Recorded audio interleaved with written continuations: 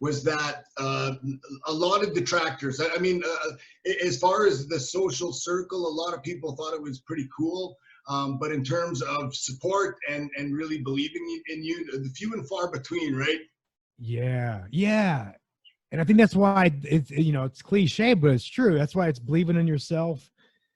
And of course, having the people closest to you believe in you helps. It's not necessary, but my parents were big supporters of my wrestling, but they did say you got to go to school. They said go to college. Yeah. You can do whatever you want, which actually helped get me my foot in the door with teaching because I have my art degree. So yeah. Yeah, no, that's awesome. And then also you mentioned about how pro wrestling really supports everything else, like in life. Like it totally, Yeah. it makes you understand everything, and like it from a different perspective, right? For instance, Yeah. when you could be at a large corporate event, let's say it's like a big ceremony, like a corporate ceremony acknowledging whatever it is, right? Big formal event. Well, that thing is planned right down to the minute, and it's gonna flow, and it's gonna tell a story. You don't have the grand, you don't do your big grand finale, when people are eating their potatoes and rubber chicken, Right. You know what I mean? Like there's a flow to it, but everybody has a time. And then another thing that's really huge, man, is remember Dr. Tom? They always say, don't try to shove 10 pounds of shit in a 5-pound bag. That's right. Yep. And that makes so much sense. Slow down. Don't concentrate on doing so much. Focus on a smaller portion and do that perfect or properly, right? Mm-hmm. Yeah. And instead of getting carried away with everything else. And that's really helped me. What about the job interview? So I assume you have to interview for your job as a teacher. Yeah, and in another way, wrestling help. And we don't just rely on this, but I got hired with no experience. But the Mr. Engel, who hired me for my first position, he was a former tennis pro actually, but real cool guy. And I think that the WWF or WWE on my resume in pro wrestling, he thought was cool. That's what got me to interview with him. And but also, right, it's yeah,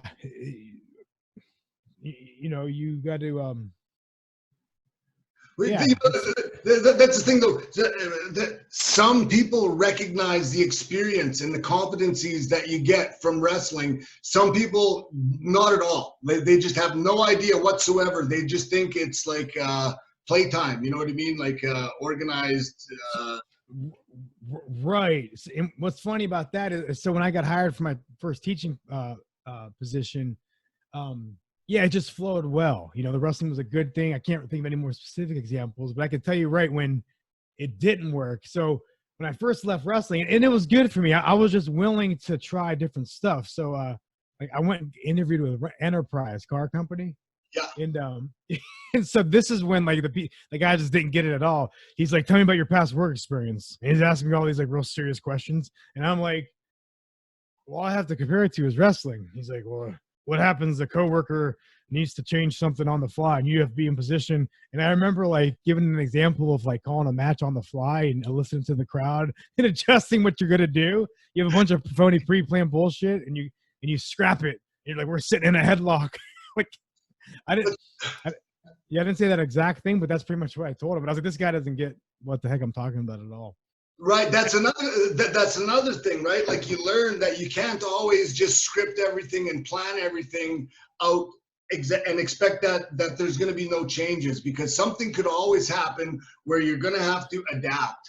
And I found that in the corporate world, a lot of people are so stuck in their patterns that they have a hard time really just like using that intuition and kind of doing it on the fly and adapting when things happen. Because I don't know how the work environment is for you guys, but here, sometimes there's a lot of big changes and people have a hard time with that kind of stuff. But I mean, that's always going to be something consistent that has to do with the work life, right? There's always going to be changes and how you handle it.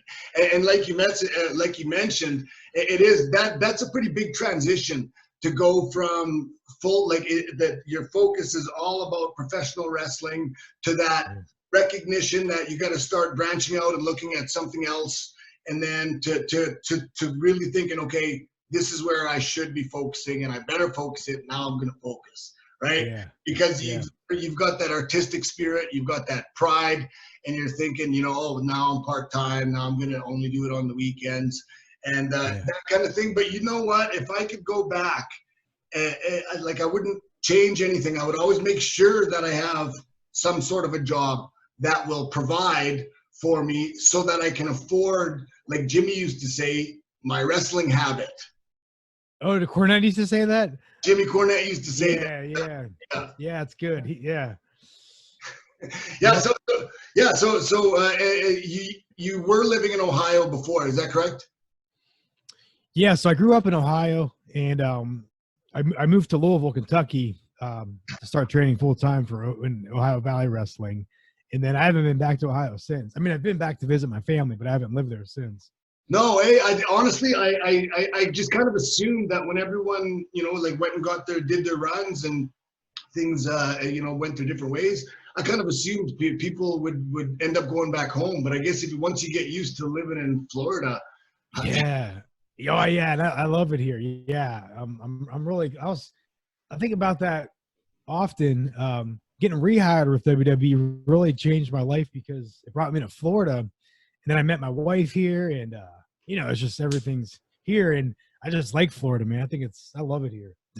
Yeah, the weather, man, the weather, because like I live in Regina, Saskatchewan, the same hometown that I was at before I came to Louisville, and and it's great, but our weather, like our winters are really cold, man, like really cold. Yeah. Did you ever come with WWE when they came through Regina and Saskatoon? I don't think I was in I don't think so. I don't think Regina. I've been to Montreal and Calgary, and do you remember? I remember seeing you you were doing a dark. Do you know where that would have been? I can't remember if it was like a. Yeah, I can't remember if it was 05 or like 2009 or 2010. So here's the thing. I started off the first sessions I did was in Calgary and Kelowna. And then after that, I kind of just, whenever they came to Canada, so like Toronto, Montreal, London, and all of those, whenever they came to Canada, and I would just get there. And then eventually I did, like I went out to Washington, like Seattle, Spokane, Tacoma, Minneapolis. Oh, sure. Sioux, is it Sioux City or Sioux Falls? Sioux City, I think it was. That we wrestled in that time. So I had a pretty nice I had a good little run. Yeah. Doing darts. Yeah. Oh yeah. Yep. In fact, I remember one time, I think I told you this over Facebook Messenger. We were sitting around the ring, and because you're not gonna be a lot of traveling. I remember you kind of jokingly said, you said, "Man, these shots for New York are really fucking up my indie schedule."